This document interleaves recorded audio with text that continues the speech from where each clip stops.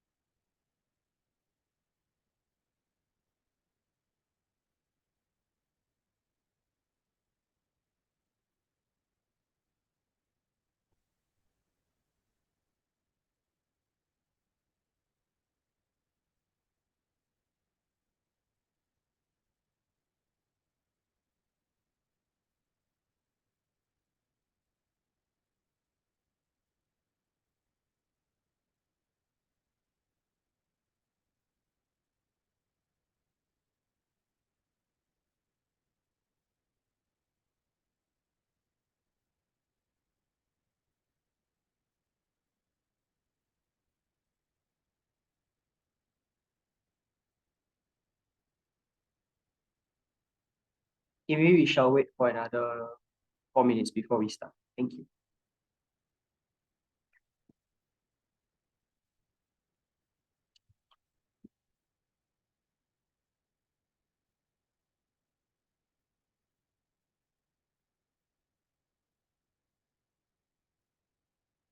Meanwhile, while waiting, maybe you all can fill up the poll on our Telegram group chat as well.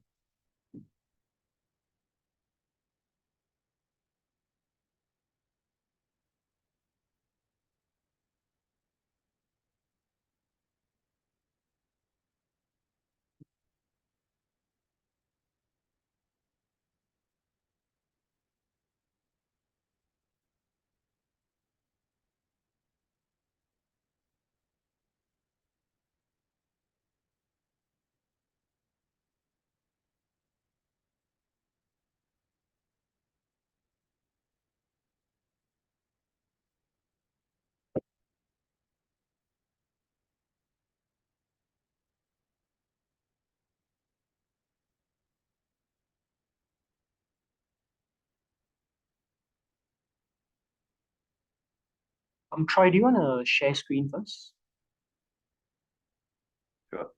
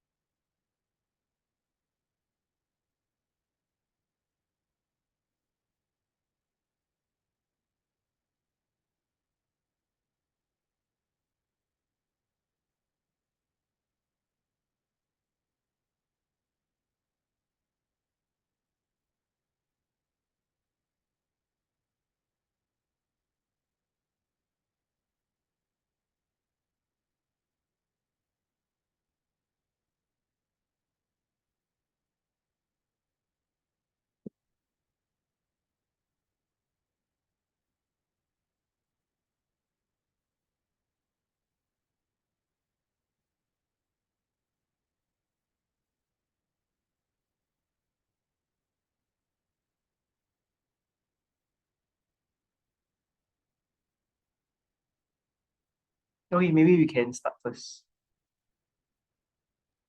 Okay, so hi everyone. For my team, today. We'll be doing our portfolio update.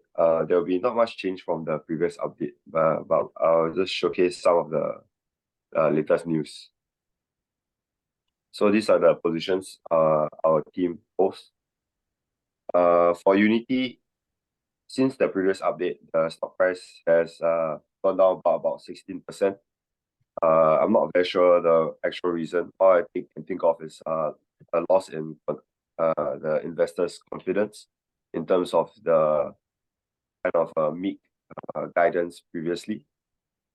For Takao, not much has changed from our initiation price from last time. So for Unity, what is good is that it's finally released its Unity Industry, which is its enterprise offerings for its more commercial customers so it's more B2B rather than the B2C.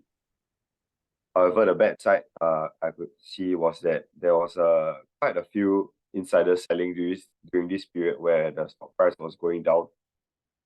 So this could be a negative point in terms of even the management might be losing some form of confidence, or maybe they just have a liquidity crunch on a personal basis. I'm not too sure.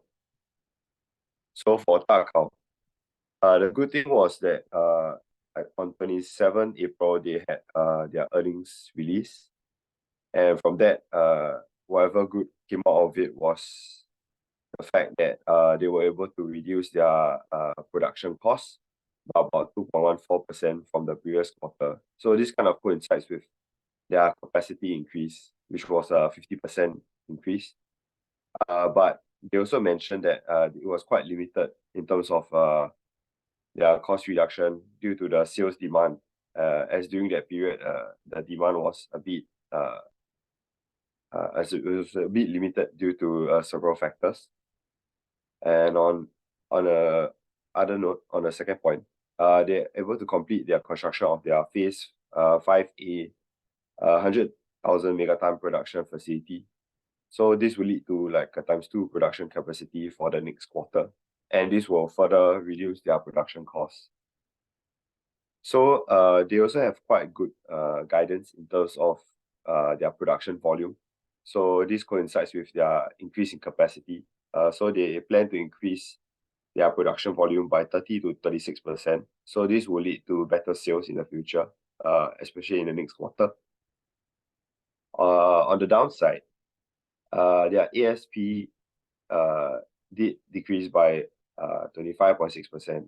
So like what I mentioned before, the sales demand was quite meek. This was due to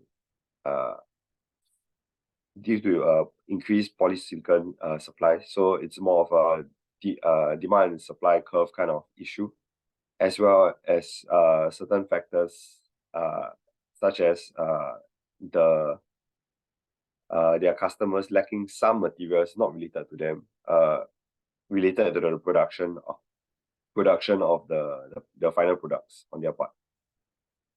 And lastly, they have a negative 21% EPS surprise.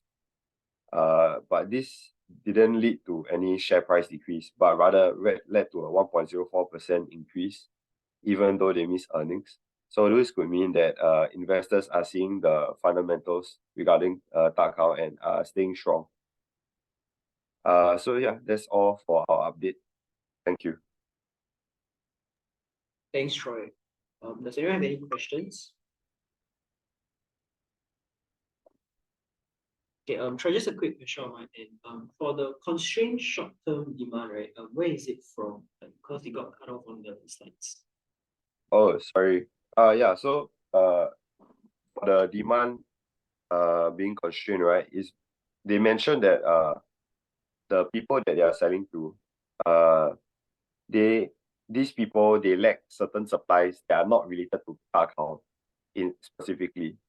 So in that sense, they are unable to produce their final product. So they don't really need Takao's product as well due to this constraint at this point of time. Yeah. Okay. Then also in terms of like the holdings itself, is your team looking to make any changes considering, like example, Unity is down 70%? Yeah, we might be looking to increase our position in Takao, but here we haven't decided when or how much yet. Okay, got it. Thank Yeah. you. And does anyone else have any questions?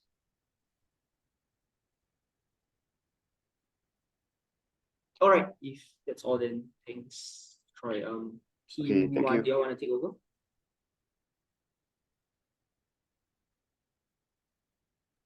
Yeah, just give me one sec.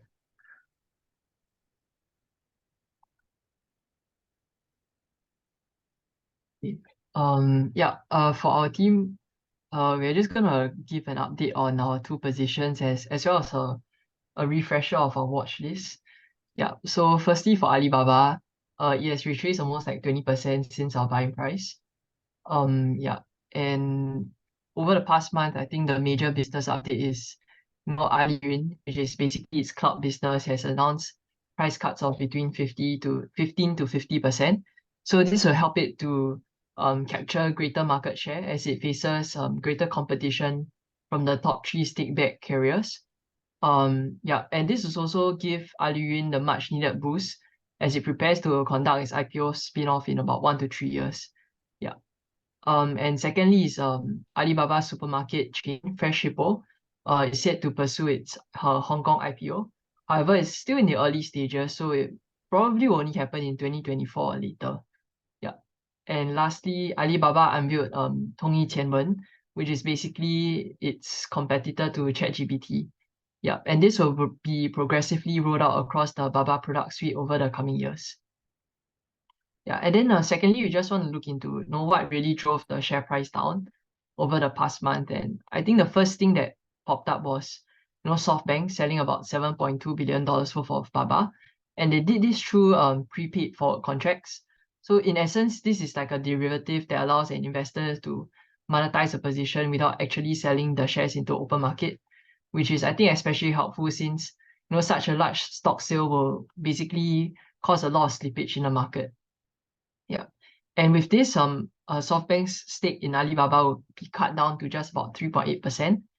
And I think we can see from like this chart here, SoftBank has really been aggressively selling off its Baba stake, especially in the recent years as there's been a slump in tech valuations and it's trying to short cash.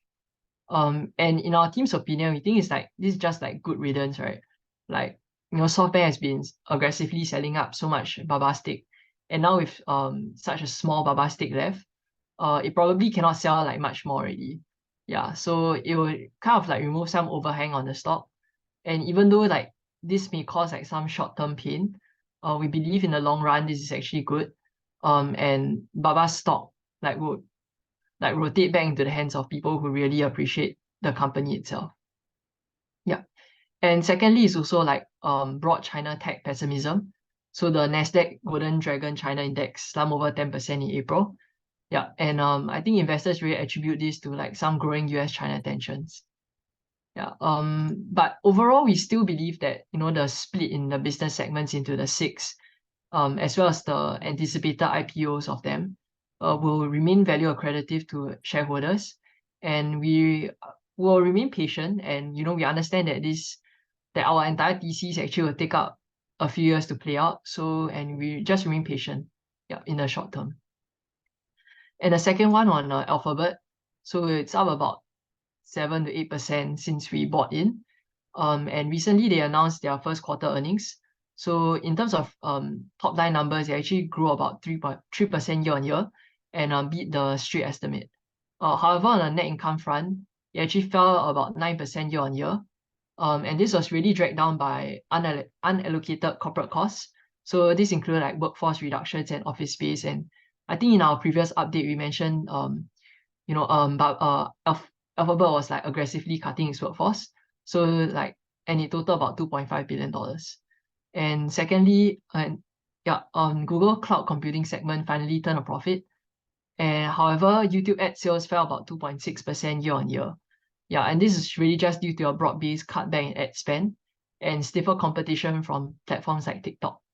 And finally, they also announced a $70 billion stock buyback. So this will be really good for shareholders.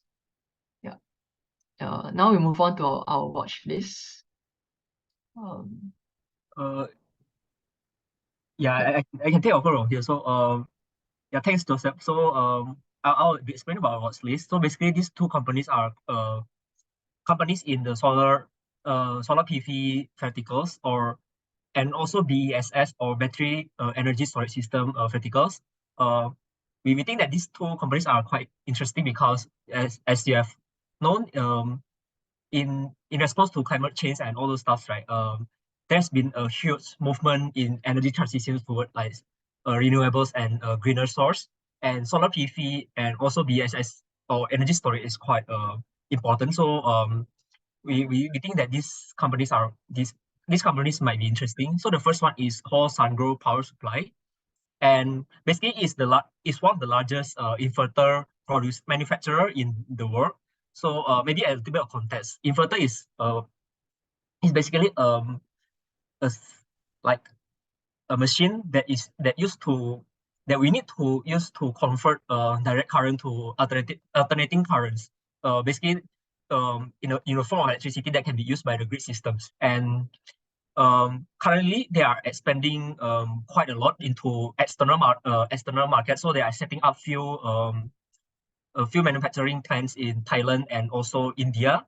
And this Sungrow actually works on huge projects across the world. For example, this 100 megawatt project power in China and also USA, and they are actually quite prominent in a lot of renewable energy projects in Australia also. And the second one is EIP Energy. This one is more towards producing the large-scale batteries system storage. And yeah, they have few different battery plants, and they spend a lot on R&D, which is actually given by the financials. So if we go to the financials, right, the revenue actually increased by 2 times from 2021 to 2022, but they spent a huge part of the revenue into R&D sector. So we expect that they might have a huge increase of number of patents. And yeah, maybe go to the thesis part. Scroll down a bit, I guess. Yeah. Go down a bit again.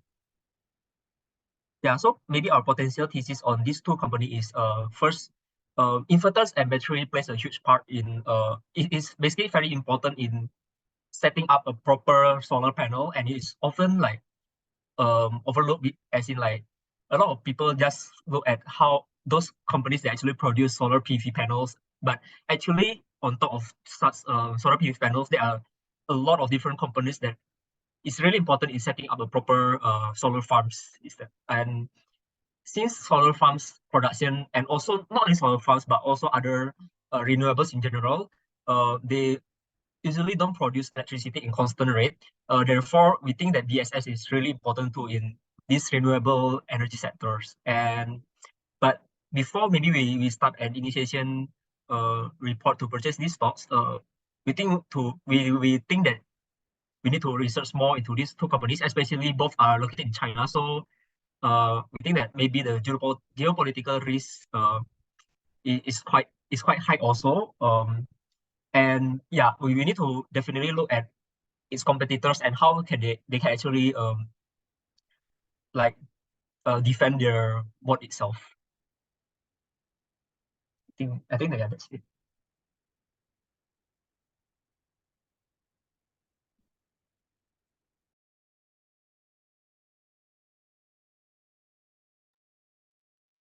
Thanks, Team One. Does anyone have any questions?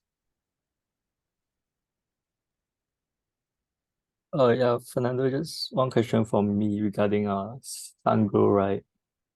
Just curious, what's their revenue breakdown by geographies, and particularly their exposure to the US market, because you see here they are involved in some project in Texas.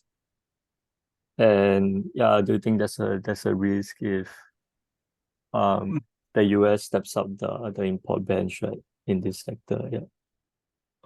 Actually, I'm not sure about the breakdown, the market breakdown, but for some growth, like compared to EIP Energy, the risk might be lower because they do have, I think around 40% of their production plant is actually located outside China. So in a way it might afford a little bit of the risk, but I've thought research on how much of the revenue actually comes from outside China itself.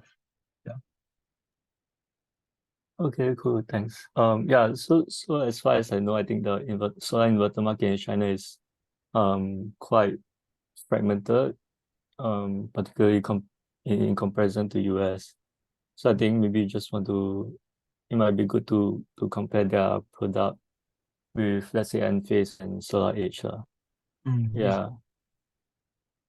Makes sense.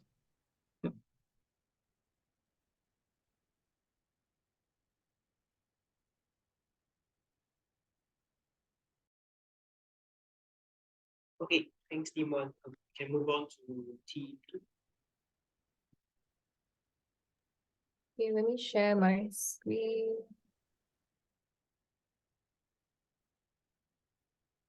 So can you see my screen? Yeah, can see. Okay, yeah, I don't think I can put full screen lah. Usually it doesn't. Yeah.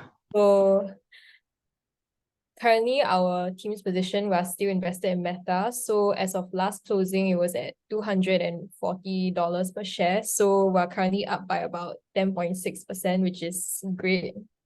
Yeah. And for Meta, they are still very focused on their year of efficiency for 2023. So a reason for their recent surges in share price is due to their combination of both the cost cutting and AI capabilities. So for cost cutting wise, actually they have reported a profit of 5.7 billion for the first quarter of this year, which has surpassed a lot of expectations. But this was also primarily due to a lot of jobs being cut. Yeah, so because they've been slashing jobs and projects, and this has been touted by Zuckerberg himself because they have said that they are focused on cancelling projects that are duplicative or lower priority and making the organization as lean as possible. Yeah, I think if you see on TikTok as well, like there are a lot of people who used to make day in my life at like, I don't know, Meta, like Google, TikToks, and then now they've been retrenched lah. So I think these tech firms are really trying to make their organizations leaner. Yeah, so I'll be passing the time on to Danish for the AI capabilities. Hi, thanks, Grace. Yeah, so what we also noticed in the past year, especially in the recent earnings report, is that they have deepened their AI capabilities. So they're pivoting from simply building up their AI infrastructure to now actually having the capacity to do leading work in the space at scale. And what they are primarily focusing on is AI in their advertisements. So with their Meta Advantage Plus product, which actually eliminates the need for manual steps when it comes to ad creation. It also allows like more than 150 creative combinations at once. And because of this, there has been exceptional traction for ASC, for short, Advantage Plus shopping campaigns, with e-commerce advertisers who make up the bulk of their customers. And revenues have been up by 7x in the past 6 months, as these customers rush to take advantage of the powerful targeting tool. And aside from that, they are also further stamping their advancement in AI.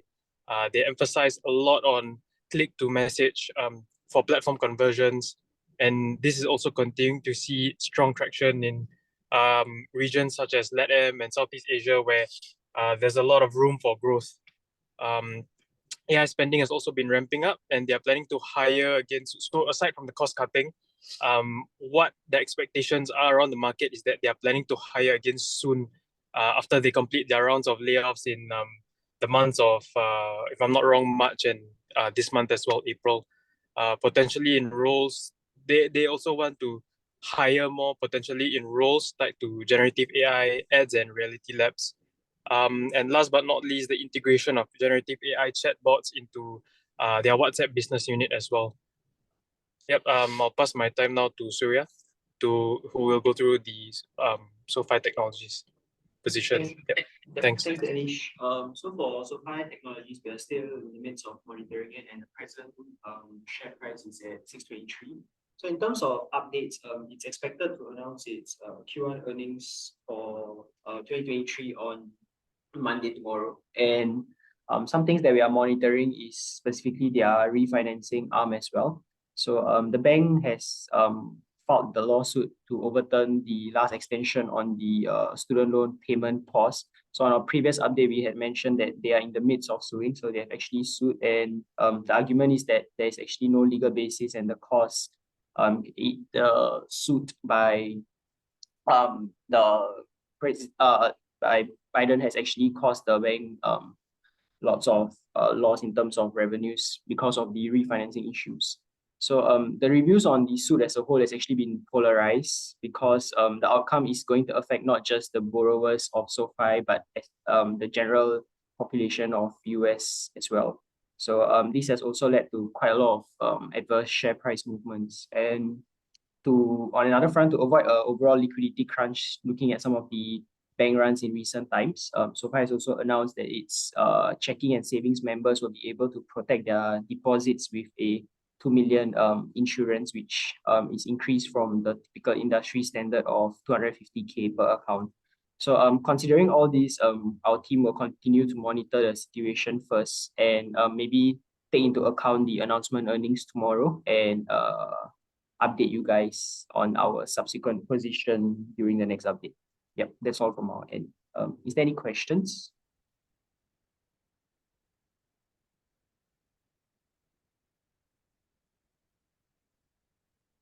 Okay, if not, we can move on to the last team. Thank you.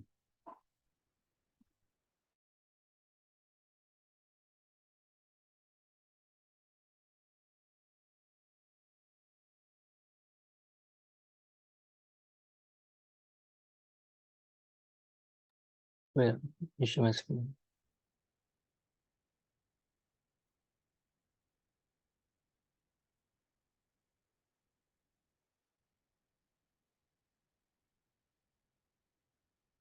Yep, so this is our portfolio snapshot for this month.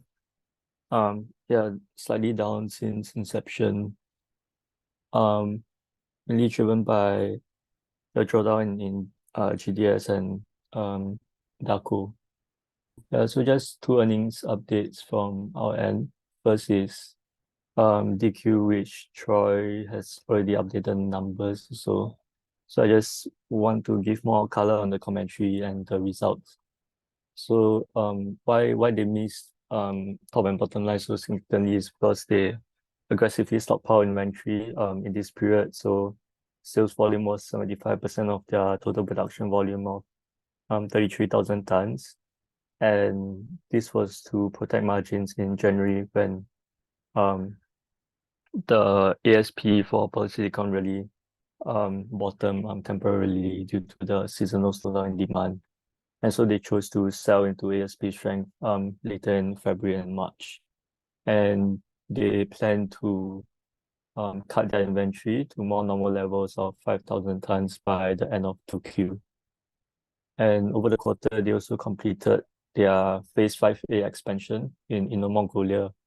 And so there's a slight 1.5% revision, positive revision to their full year guidance, production guidance, which is now between 193 and 198,000 tons. And they also, management also highlighted that they will adjust their second capacity expansion based on market conditions and slow down CapEx if the decline in ASP does not stabilize. And lastly, on the share buybacks repurchase program, currently they have executed 85 million. So there remains 615 million, which is 18% of their current market cap to be executed throughout the rest of the year. And since the cash dividend has been approved by the subsidiary, the cash will be wired to DQ's accounts by early May. Yeah, for the buybacks to resume. So I think personally, I think what the management commentary also implies that the industry supply additions is probably more significant than management initially expected. So I think our team would trim some positions if the share buybacks provide strong support and momentum to the share price over the coming quarter. And I want to see the ASP stabilize throughout the single quarter. Yeah. And then for American Waterworks, they also reported their Q1 results. So EPS was 4.6% growth year over year. And they also reaffirmed their full year EPS guidance between 4.72 and 4.82 per share. And yeah, this will mainly be driven by the fixed rate increases from all of their subsidiaries. And yeah, so for the net income for the quarter was 174 million, which was 8.8% increase year over year. And the CapEx spending is also in line with their full year guidance.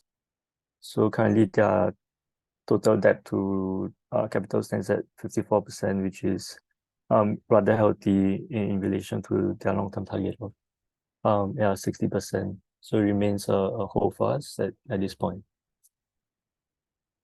Yep, I think that's all the updates from us. Any questions?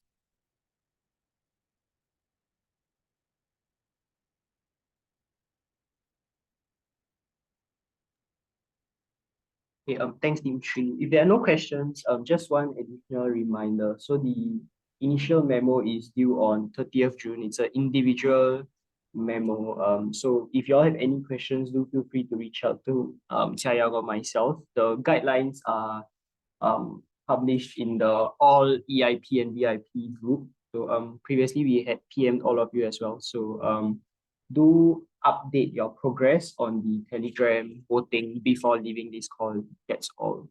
Thank you guys. All the best for those who still have finals left. 加油. Thank you.